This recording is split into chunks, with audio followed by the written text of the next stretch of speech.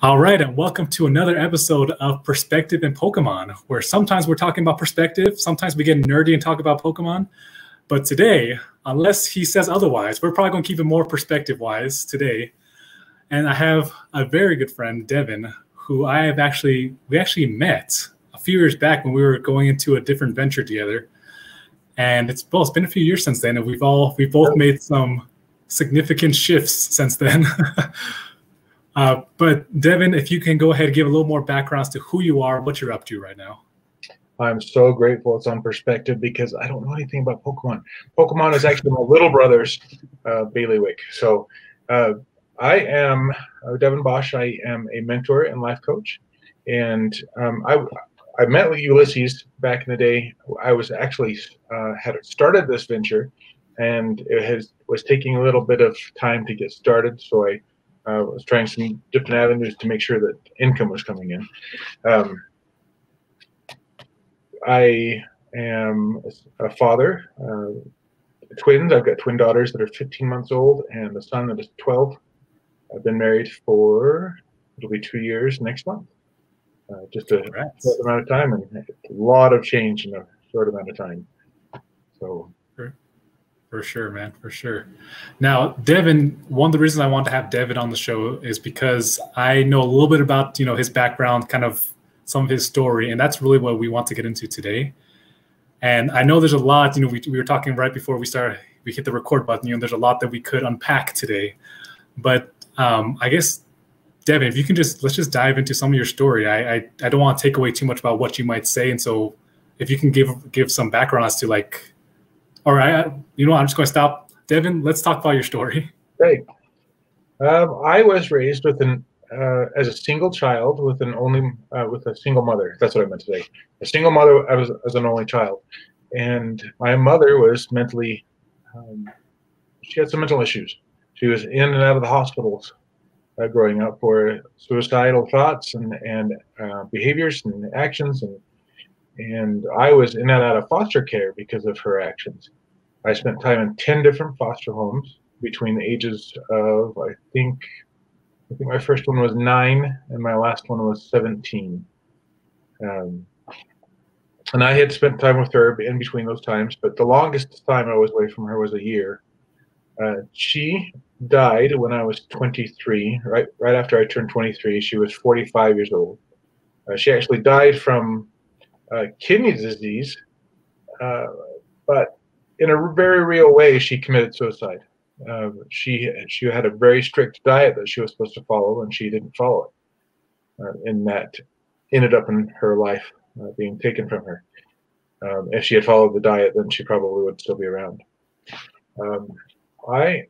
She died in August of 2001, and in September 2001, those of you that are not so young may remember that's when our world changed forever. As you can see back behind me, I was a volunteer with the American Red Cross, and I responded to New York for 9/11. I was there for a month. I was there at Ground Zero, and right in the middle of it all. I was there 3 weeks after the buildings were still on fire. They were still finding bodies of the victims that were involved with the disaster. And I learned some really amazing things from that. But what happened was, after I came home, I had a little bit of time to grieve in between those two events, but not really, because we buried her on August 30th, and just a few days later is when we buried her on September 6th, and then September 11th happened. So it was just a very short amount of time. And I came home from that and went into a deep depression. The whole amount of time was 12 years of deep depression that I experienced. And it was challenging. It was really rough. Most of the times I didn't want to be around in this world. And it was a challenge for my friends and my family having to deal with me going through that. I did my best. I still worked. Still tried to maintain somewhat of a normal life. But it was interesting because back then, when I was going through that, night couldn't come fast enough.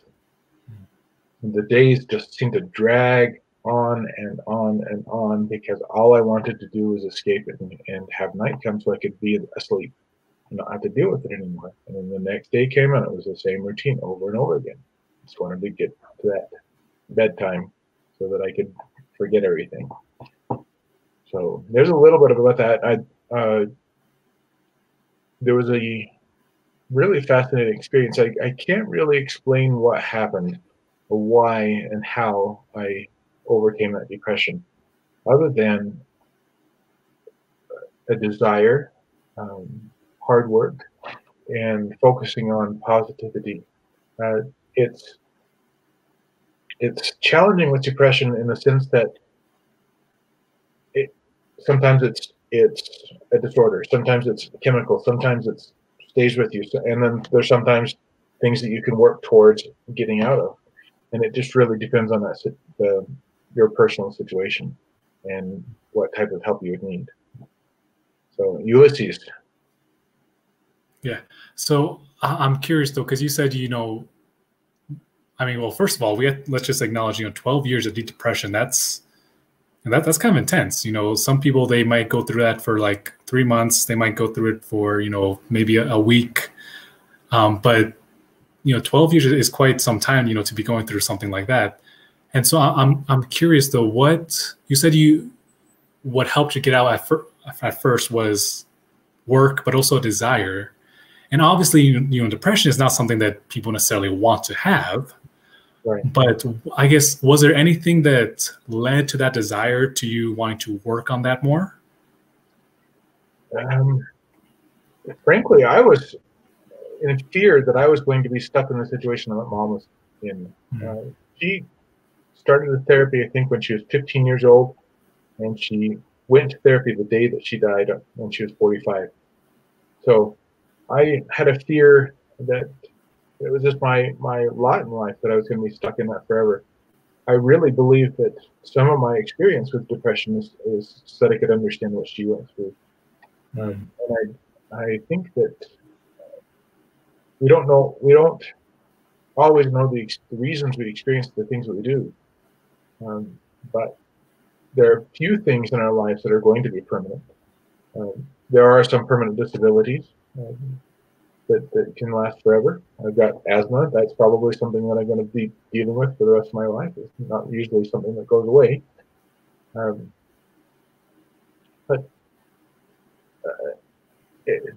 Being stuck in that depression, being stuck in that darkness was just something that I desperately wanted to get out of. It was something that I felt like I was in a hole, and that I just needed to figure out what ladder I needed to use to get out of that. And it took effort on my part, focusing outside of myself. It took effort on other people's parts, and trusting and putting faith in my efforts and reaching out to me. So in that, it took my trying to put the right words, just making sure that I didn't stay within myself with my problems, reaching out and telling people, hey, this is what's going on with me. I need some assistance. Call me and ask me out for dinner, ask me out to go out and watch a movie, things like that. Don't give up on me. And some of those people, I put through a ringer because it was not fun being with me in a lot of ways, and yet they didn't give up.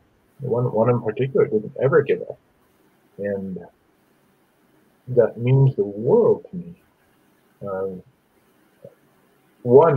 So if you're depressed, reach out. But if you have a friend that's depressed, then reach out to them. Just let them know that you care, and even if it's challenging to be with them. And we all know people that are depressed. We all know people that are difficult to be around. Just continue to reach out to them. The way I reached out to myself is seeking to bless other people's lives. That's one of the things I learned from being with the Red Cross in New York, is that my focusing on others, focusing on their needs, got me out of my own stuff. I didn't mourn, or I wasn't consumed with my mother being suddenly dying while I was in New York, because I was focusing on the needs of others. And that taught me a huge lesson that stayed with me all of these years. And, you know, and well, there's a couple of things that I guess I want to point out from what you said. You know, I love how you mentioned that you asked people to, when you're going through this time, you asked people to, you know, check up on you. And I think that's, you know, anyone who's going through, whether it's anxiety, depression, any kind of, you're not feeling good, there is a tendency to withdraw yourself. And, you know, obviously, if you're going through that, you know, even if people reach out, you still might not accept the invitation. But I think it's hugely important to remember to both, like you said, if you have a friend or a family member going through that, to reach out. But also, if you're going through that, whenever you have a moment of, I guess, clarity, a moment of peace, to let people know that, hey, you can reach out to me. I might not accept at that moment, but it really does mean a lot when that you know at least people care, that you know people have your back. Yeah. My son and I just got through COVID. We just did a bout of COVID. Been over about a week now, and we had friends and family bring in meals for us. And it was a pretty rough bout. Not rough as in we weren't hospitalized, and we are so grateful and so mindful of people that go through really challenging versions of that. But it was rough. We've got two 15-month-olds at home, and just getting up to take care of them was about all we could do. But the point is, there is no difference between having COVID and having depression. They're both things having to do with the body and things that we don't have control over. So what's the problem with telling somebody about it and having them reach out and take care of it? And then reach out and take care of that same person that's taking care of you. Take them a meal and do something kind for them. Let them know that you really care, but they've reached out to you. 100%. And, you know, I think that goes along with maybe, and I think it definitely has improved over the last 5 years, but I think we're still working on the whole, I guess, stigma of mental health. It's one thing, like, people are very, like, if you break your leg, people are usually okay with someone, you know, helping them, you know, with whatever they need if they break your leg. But if you're having anxiety, or you're feeling like starting to feel depressed, or whatever it might be, like more mentally, unfortunately, there still is that stigma of of not wanting to tell people, or like of thinking, or even some people thinking, oh, that's not real, just shake it off. But it's interesting because you wouldn't tell someone to shake off a broken leg. Right, exactly. And I admit I was one of those that told my mother, just snap out of it, just change your way of thinking. And then I experienced it. And it's just not easy. It's not easy. And I'm not saying that there's any kind of magic switch, because there's not. But constantly working at it and recognizing that there's something that you can do. It's not going to change overnight. It's not going to immediately heal you, but it's something you can do too. Just like exercising that broken leg, once it heals, once the bone heals, you go out and exercise the muscles. And it's going to be painful, but it works.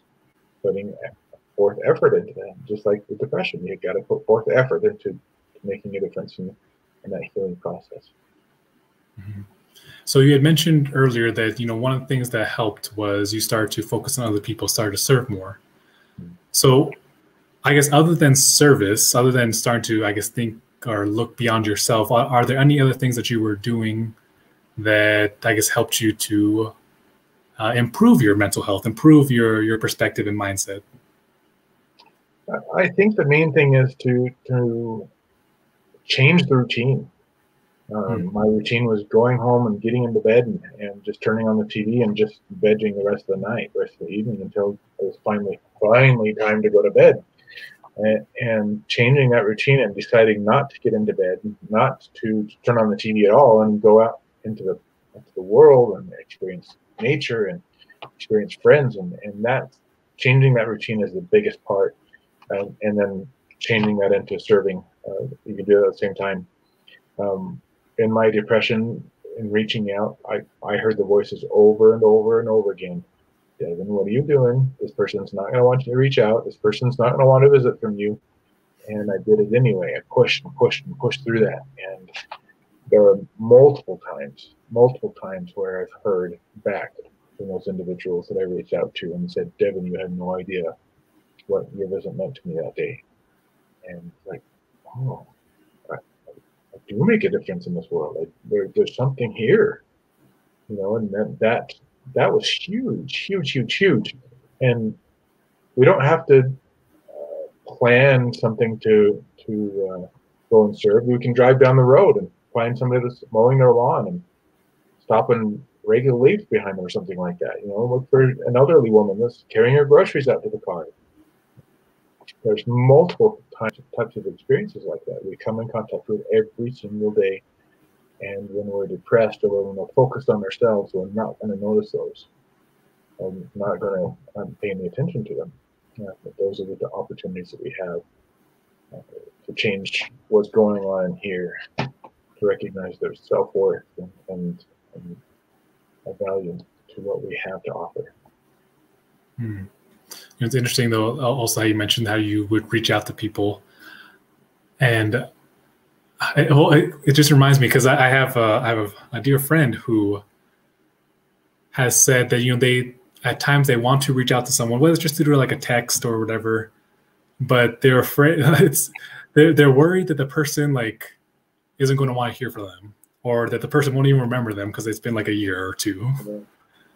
And it's interesting because whether it's, you know, reaching out so that you let people know what's going on, or reaching out in a way to just say hi, I think when we have those thoughts, those impressions, you could call them, you should act on those, because you never know when someone might you might end up reaching out to someone who ends up being like the catalyst that helps you, or you might be the catalyst to help them in their day. Yep. And I've heard it said that if we follow that first prompting, that first thought, we will be right 9 times out of 10, because we are all connected as humans. We're all connected as the people on this earth that inhabit this place. I had this experience Friday, just Friday this last week, and I was sending a message to some people, and I thought, oh, I shouldn't send this message to this person. And I thought, no, I don't know if they'll appreciate it, so I skipped them and went on. And that thought came back to me again. Why not send it to this person? So I did, and I found out that person had a really busy day. Their mother is actually in the process of dying. She's got a severe disease, and they're working on their funeral arrangements and things like that. And I was able to take a dinner over to her family, and both of them, both the husband and the wife, both have reached out to me and said, "You have no idea. You were an answer to prayer. Thank you so much for reaching out." And I almost didn't because of my fear and my but follow that first thought the first time, and you will see miracles happen. You will see lives changed. You will see joy come into the lives of people. You will see your own life changed. And that's a promise, because that's my experience over and over and over again. 100%. And, you know, on that topic, I'm going to add to that, because I'm a big believer that social media can be a huge blessing in people's lives. Like, social media is whatever you want, whatever you make of it. And so I've told people, for both business-wise and just if you're just looking to make a difference in the world, like, start posting stuff on, whether it's Facebook, Instagram, TikTok, Twitter, whatever your platform of choice, because it's been amazing. It's like, on a business standpoint, well, we'll probably leave that for a different time, but actually, no, I'll share this real quick. On a business standpoint, having people who I've recommended do that, and then they get reached out to and good things happen. But also on like a more like, hey, I just want to make a difference in the world, it's been amazing seeing people who have put out videos that get literally get 10 views. You know, people are talking about, oh, I want to get 1 million views. I want to get 10,000 views on my video, but they get 10 views. And then from those 10 views, someone reaching out from like across the country saying, thank you so much for posting that. Like, yeah. I really need to hear that. Or thank you so much for that tweet. Or thank you so much for this little message. Like, I think we sometimes forget how much of an impact we can have when we just share, whether it's through a text, whether it's through a tweet, whether it's through an image on Facebook. Like, you never know whose life you can impact. And it's not about being fake either. Like a lot of people think you need to be, or to exaggerate the good things that are going on. You can say, hey, I'm on a rough day today. My car was broken into. My cat peed on the carpet. I mean, and I'm struggling with knowing how to handle that. People can reach out and say, oh my gosh, I had the same issue. Isn't this fun that we're having a bad day? Let's have a better day tomorrow. You know, it doesn't need to be fake. We can be just as real, and everybody else is going through real stuff too. 100%. Like, and I think also sometimes when it comes to posting, sometimes people they overthink the like maybe like the video quality, or they don't think that they have something good to share. When it's like, I mean, I'm recording this on my freaking laptop, webcam, and it's going to impact someone.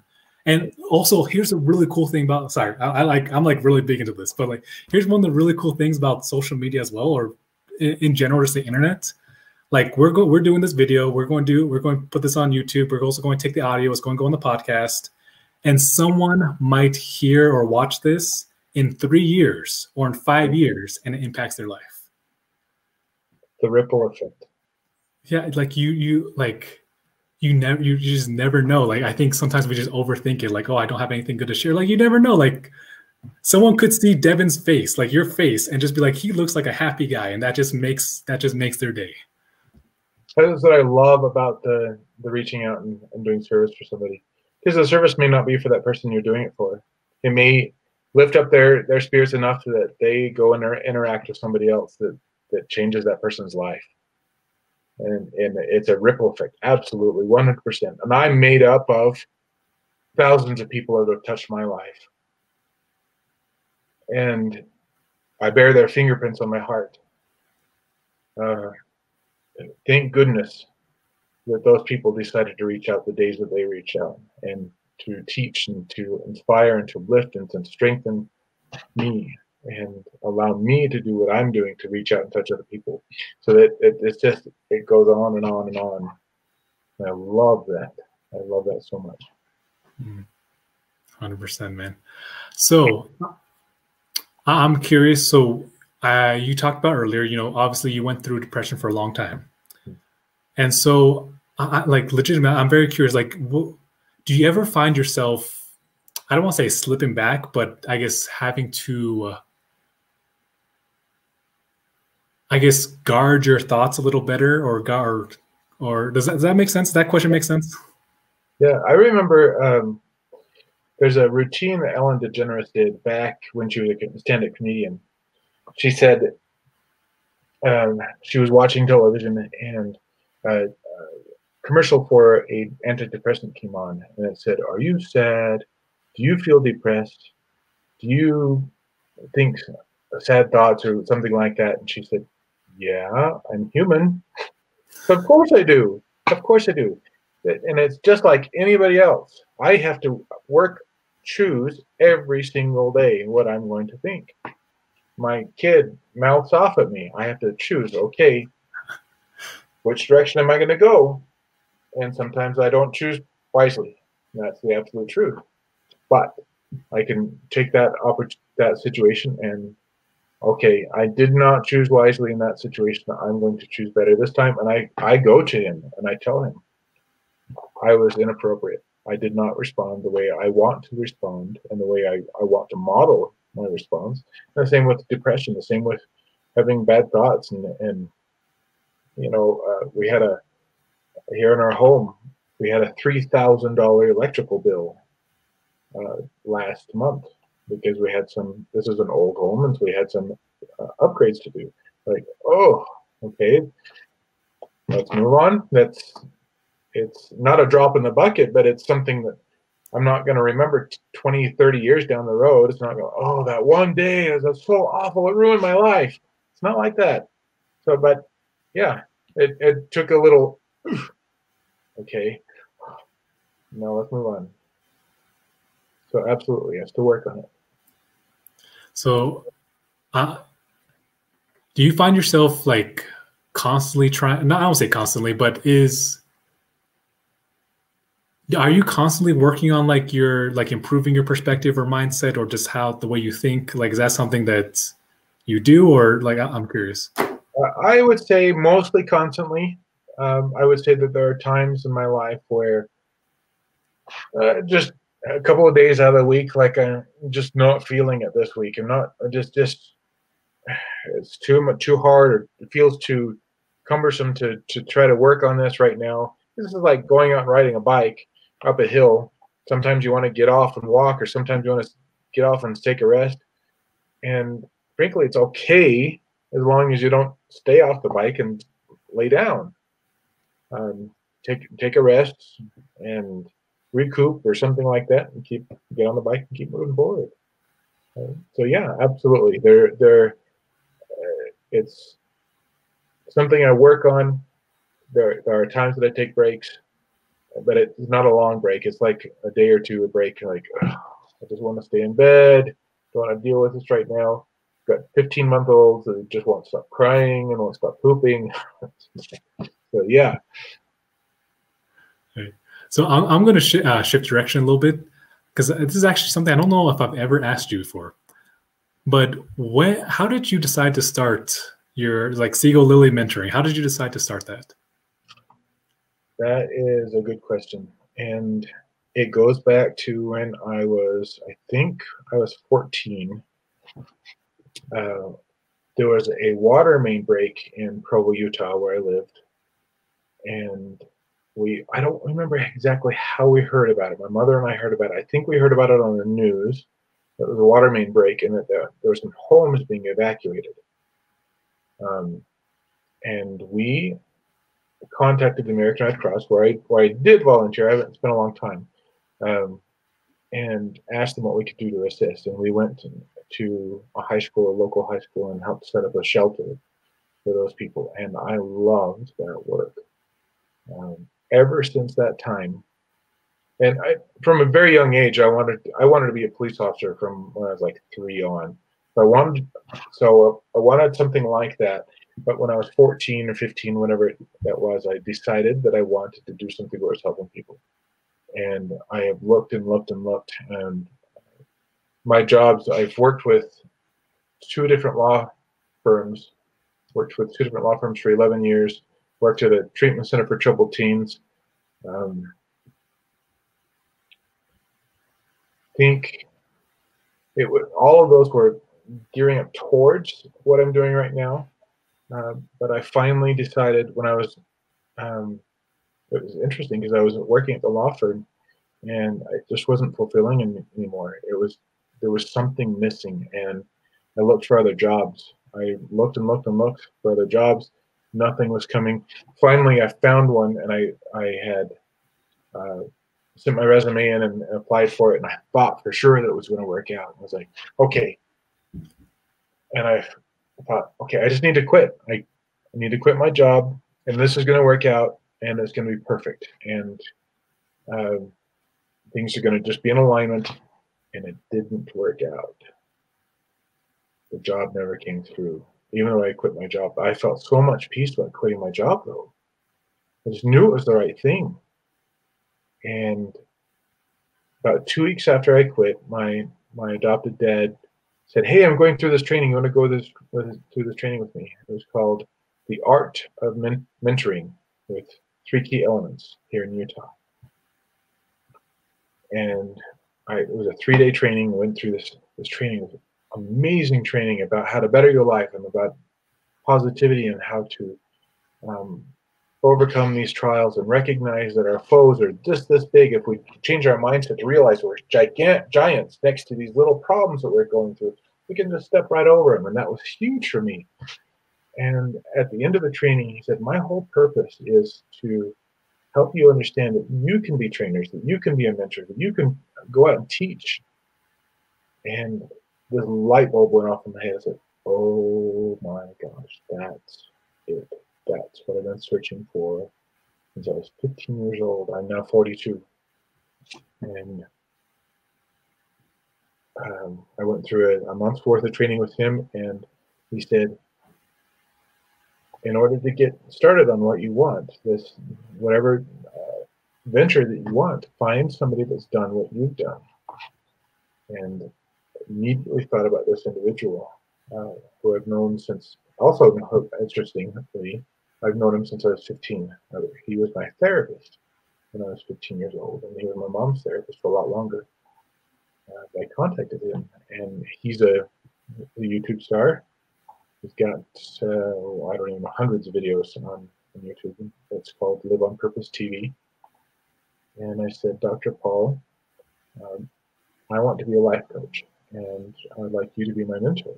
He said, interestingly, I'm looking for somebody that's looking for mentors that will teach my material so we can further this cause. It was a perfect alignment. And so I started my business the very next day, and he's been my mentor since, and I've been teaching people literally all over the world. I was on a Zoom call with somebody in South Africa today, and my wife was on a Zoom call with somebody in Iran a couple weeks ago, in Saudi Arabia, and Canada, and wherever else. India is another one. So we literally are reaching out all over the world and helping people with the situations that they're facing. And it makes an impact, and it's so much fun. It's so much fun.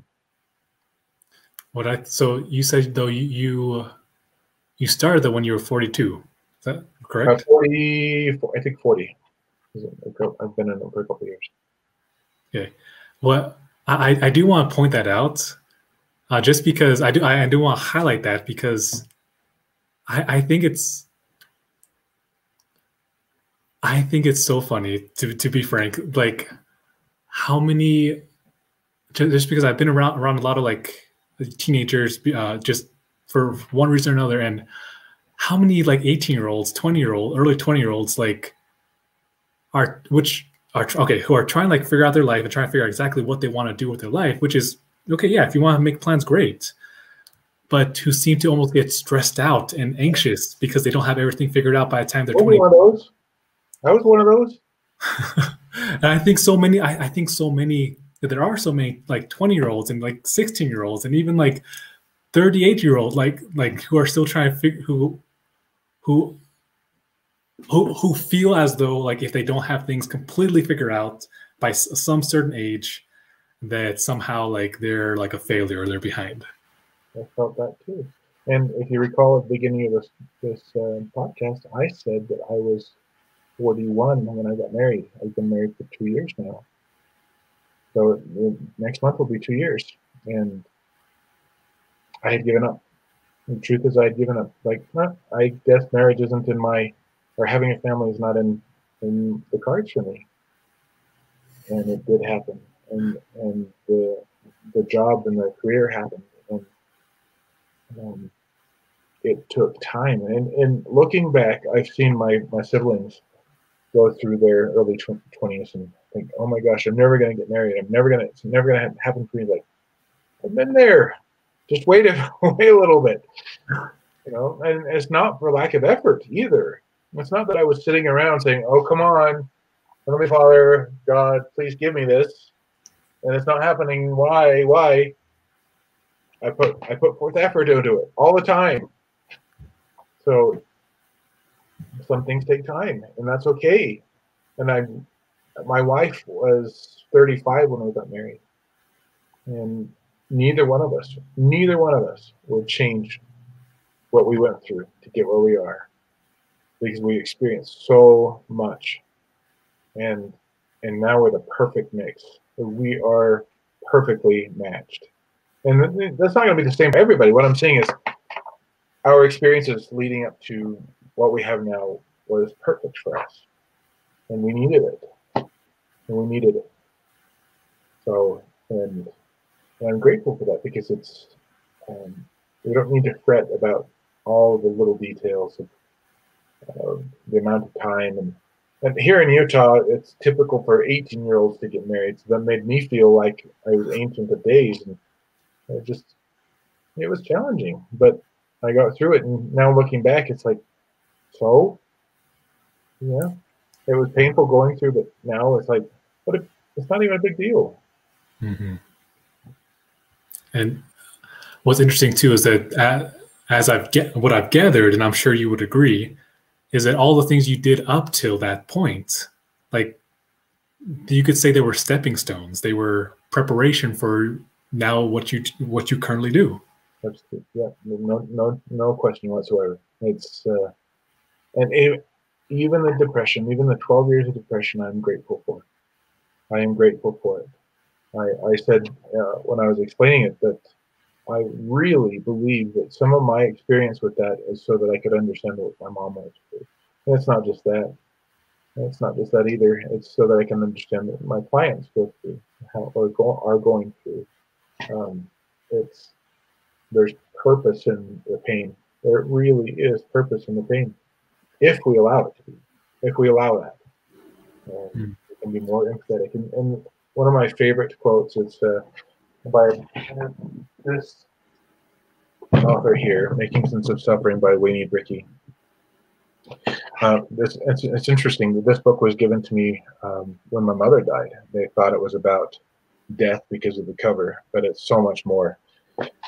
But he says in that book that when we suffer wisely, we will succor wisely, meaning we will bless others even deeper and more poignant than we possibly could if we suffer wisely. If we learn from the suffering that we go through, then we'll be better servers, better friends and fathers and mothers and cousins and friends. Just all of that. There's purpose to the pain.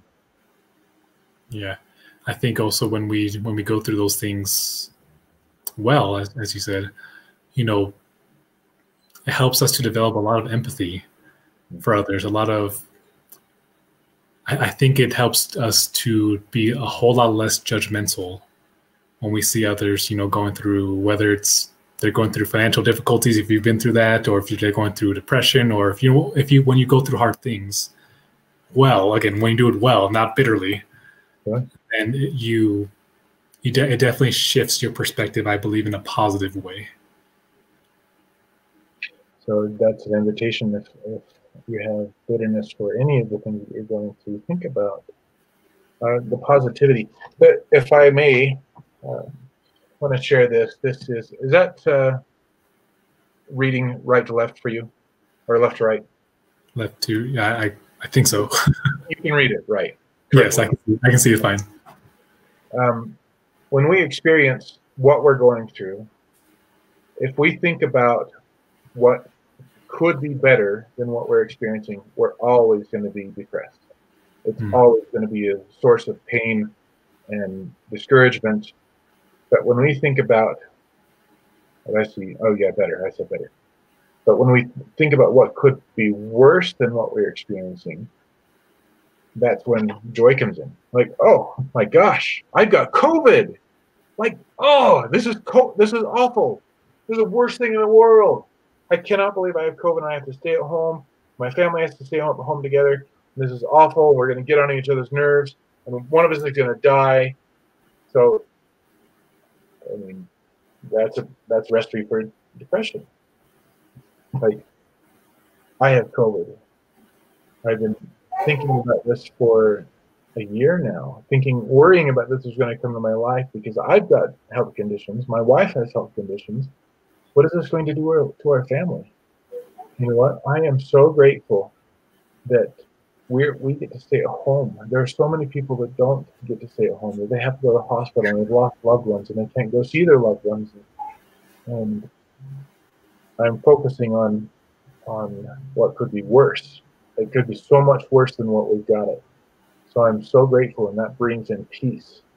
That brings in joy. That brings in harmony. That brings in this positivity, and we can get through this. And we did. We're on the other side now. So it is a really, truly a matter of a perspective. I actually do. I personally do like that perspective. And this, it's so funny. I thought I was the only one who did this until I've actually heard, I don't know if you ever heard of Gary Vee. Yeah, I've heard the name. Maybe I think I'm thinking Garrett V. Okay, well, anyway, he's business guy. Long story short, he's the only other person I've heard actually do this. And I was like, oh, I thought I was the only one who did this. But every now and again, I imagine what it would be like if my wife or my children died. And I like it just shifts my perspective. Like I might be upset about something and I'm like, and then I start imagining, well, what if what if Celeste got hit by a car today? It's like, would this one little thing actually be? It's like that thing like it gets put into perspective. It's like, no, that this thing that I'm worrying about doesn't even matter. Okay. Like if my wife all of a sudden, like if I had to raise my two girls by myself, all of a sudden, like it's like this other thing is like it doesn't even matter. Like it just that perspective shift that I do, I guess for myself, like little like exercise I do every now and again, it just puts things into perspective. It changes a person to do that type of activity, and we can all do that. Yeah. Now, Devin, I've kept you long enough. We will though wrap up with some rapid fire questions. Okay. All right. So, what is your favorite ice cream flavor? Ooh. Oh, burnt almond fudge, I'll say. Just because I don't think of anything else. Ice cream, that's my favorite flavor. Do you have a favorite sport? Probably soccer. Soccer I enjoyed playing as a kid, but I'm too chubby now to run around like that. What is the best thing that happened to you in 2020? Oh, so many amazing things. With staying home, we actually stayed home for a lot longer than a lot of people because we had our babies at the end of 2019, in October 2019, and they were 2 months early. So we were quarantined. We were at home because of that. They came home at 4 pounds. And by the time they were finally able to go out into public, they were out in public for about 2 weeks when the pandemic hit, and then we were sent back home. So we had a lot of time at home together. And interestingly, in this amount of time, my wife had 6 surgeries. And so a lot of people say, oh, this is the worst year ever. And there are things that my wife got to experience while she was out at the doctor's office. For example, she was at the hospital visiting her doctor. I think this was pre-surgery, so she was there finding out what the process was going to be. And on the way out of the hospital, this car screeches up. Man jumps out and says, "My wife's having a baby. She's having a baby. Can you run in and get a nurse?" And she's like, "I can't run. I'm so sorry. My foot's injured." And so he ran in, and she stayed there with the woman who was having the baby. And the woman was she was at her due date, but she was all concerned that she was going to lose her baby, that it was coming too early or something like that. And she said, "I just had my babies 2 months early, and they're at home doing just fine." And she was able to help this woman relax and calm. And then the nurse came out, and the husband came out, and they had the baby right there, right in front of my wife, right there in the parking lot. And she was able to be there with her. And another situation when my wife was at the emergency room for one of her conditions that she was facing, I can't remember exactly what the woman next door was going through, but she was going through something, the exact same scenario that my wife had been through. And the nurse was saying, "Oh, this doesn't hurt. This is not going to be awful, blah, blah, blah." And my wife said, "I've been through it. It's going to be hard, but you're going to make it through." And she was able to talk her through the procedure as it was happening. My wife, sitting in the emergency room for her own condition, was able to walk this woman next door through hers. And, yes, there were challenges in 2020. Absolutely. 100%. And we were not spared from those challenges, but we survived COVID. We survived being home for a year. We survived all of my wife's surgeries. We've survived everything that's been thrown in our face. And you know, one of my Dr. Paul's favorite sayings is, "You've survived everything you faced so far." And you're like, oh my gosh, yes, those hard things that I've gone through, hard things in 2020, the hard things back in elementary school when I was bullied or whatever, I survived those. And I'm going to survive the hard things that I face in the future too. Love that. So what's your favorite part about being a dad? Because it took so long for the opportunity for me to be a father, I've cherished, I hope, every moment that I've come across. I inherited an 11-year-old when I got married. He's now 12, and that's been an interesting challenge. Suddenly having a child in my home where I'm used to being a single man, and then the new babies, two twins, at an old age. It's been an interesting experience because I'm not as limber as I once was. Getting on the floor is a little more difficult, but having them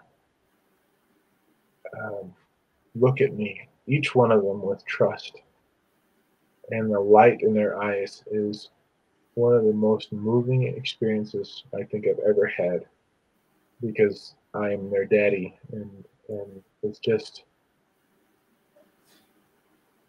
you know, and I'm mindful of people that don't have kids. There's going to be listeners that don't have kids, and whether you want kids or don't want kids, you can earn that type of trust from somebody, from little people even, and there's just something about it. It melts your heart, melts my heart. So, what was your favorite TV show growing up? Ooh, you're gonna date me. Alf, I think, was one of my favorite shows when I was little. I'm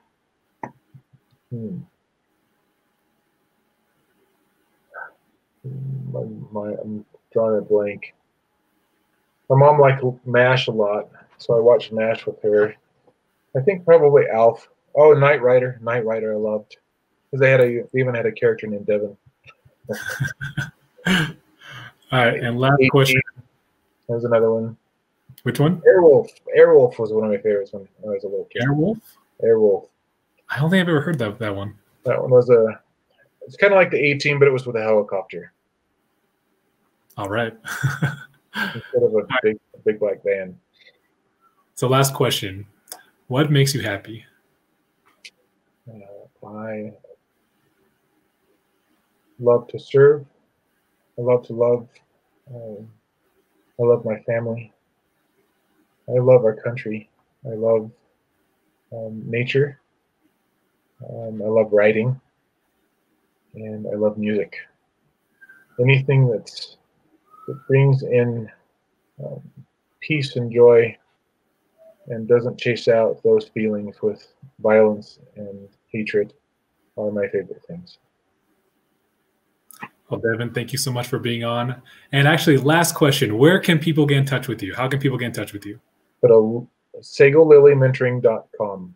SagoLilyMentoring.com. It shows there on the bottom of my screen. It's 1L, Lily, SagoLilyMentoring.com. Awesome. We'll be sure to put that also in the description. If you guys are watching this or if you're listening to this, we'll go ahead and put that there. And Devin, again, thank you so much. And we will do this again sometime. Awesome to see you again.